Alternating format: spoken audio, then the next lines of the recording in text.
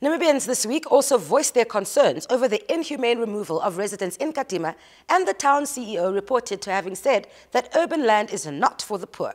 Check this out.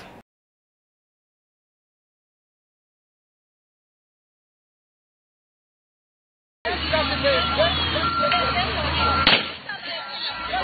my God! Oh my God! This is real, guys!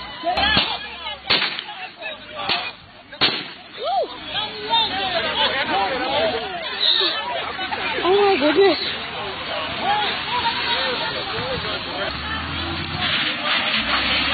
Oh my God! There's somebody in there!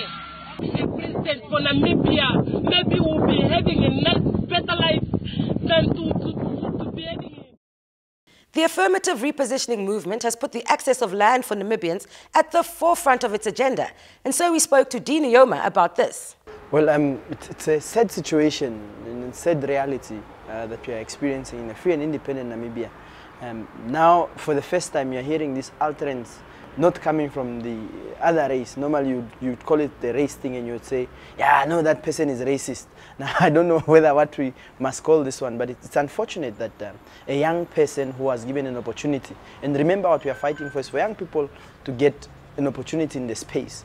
Now, when you find a young person who's illiterate on the constitution, on freedom of movement, so you cannot restrict people and say this specific area is just for these specific types of people. It's really disappointing in a manner to see. That is why we had released a statement to just caution him and tell him, look, we know what we are doing and we know what we are talking about.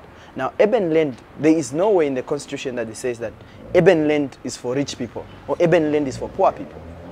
And this is where we are coming from, and we are saying that I think Mr. Liswaniso needs to be taught a lesson. He must remember that his predecessor signed an agreement with the people of Katima Mulilo, the landless people of Katima Mulilo, to have delivered land by 2016 September. And to date, there is no single plot that is serviced in line with that agreement. And the people of Katima Mulilo are basically just exercising their democratic right and say, look, we had settled here before with your predecessor, and we had signed an agreement. There was an agreement signed prior in 2015, prior to the 24th July agreement that we had with the president. So that agreement is separate from that of the 200,000 plots to be serviced across the country. So that is where the people of Katima Mulilo are coming from, and that is where our activists particularly are coming from. So it is uncalled for, and you cannot make a statement of that caliber when immediately after a day before you had commissioned the police on the people, and people were injured. Some of them were shot and some of them are still in hospital.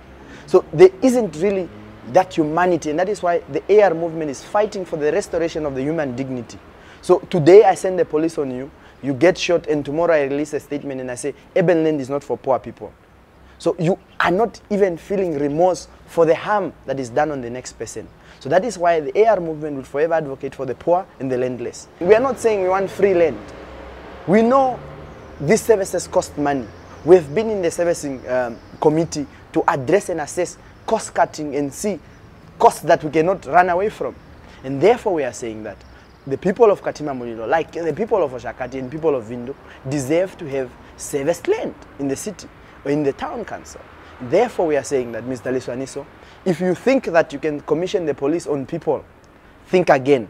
You can send as many police officers as you want. The people will continue to come back over and over and address this issue. The Katima Town Council CEO, Raphael Liswaniso, was unavailable for comment, but the PRO insists that his words were taken out of context. As it is reported in the Namibian newspaper, or how it's going on about on the social media, that the CEO said that urban land is not meant for the poor people.